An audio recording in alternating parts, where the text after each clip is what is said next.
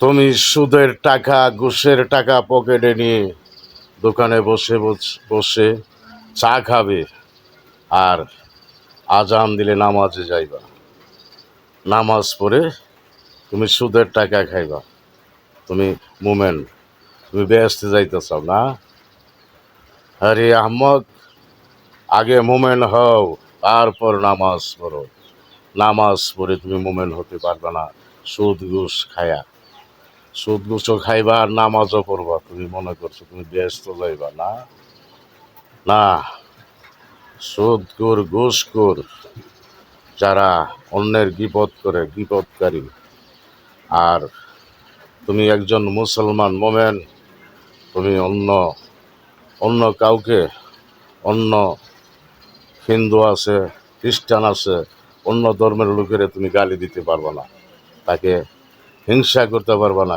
তাদেরকে পাগল আছে, ফকির মিসকিন আছে, পাগলকে তুমি ঘৃণা করতে পারবে না, ফকির মিসকিনকে তুমি তুমি ঘৃণাবাসতে পারবে না, তাদেরকে অবহেলা করবে না। তুমি আগে নিজেকে নিজে চিনো, আগে তুমি মোমেন হও, হাঁটি মোমেন হও। মোমেন হয়ে তুমি নামাজে যাও, সুদ খাওয়া ঘুষ খাওয়া এটি ছাড়ো। 1 লাখ টাকা দিবা যে বৈশাখ মাসে আমাকে 20 মণ ধান দিতে হবে, 18 মণ 20 মণ ধান। তুমি ধানের উপর টাকা লাগাইয়া নামাজ পড়বা, তবজি জলবা, তবজি আল্লাহু আল্লাহু কইবা। তুমি আগে ভিতর ঠিক কইরা আল্লাহ হো, আল্লাহ করে নাভির গুড়িতে নাও, আর নাভির গুড়ি থেকে মুখ দিয়ে বের করো, আল্লাহ হো, জিকির পড়ো, আর হাটে মোমেন হয়ে নামাজ পড়ো।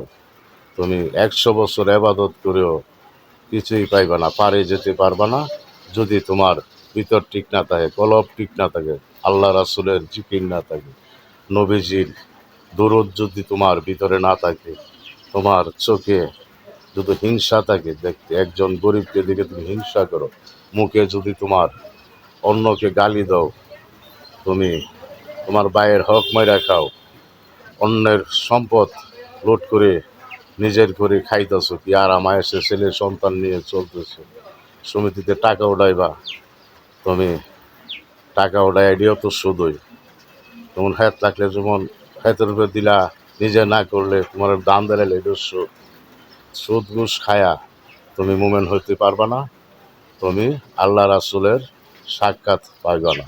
তুমি পাইবা, তুমি পাইবা যেমন 9 লক্ষ বছরে ইবাদত কইরা আবেদ হয়েছে, এক হুকুম না মানাতে আল্লাহ শয়তান বানাইছে। শয়তানের সহযোগী হইতে পারবা, আল্লাহ রাসূলের দিদার পাইবা না।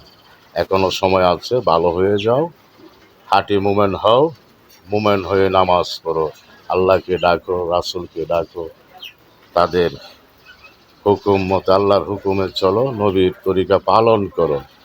বুঝছেন? নয় সই করে কিছুই পাইবেন না। সুদ ঘুষ খেয়ে নামাজ পড়ে আল্লাহকে পাওয়া যাবে না।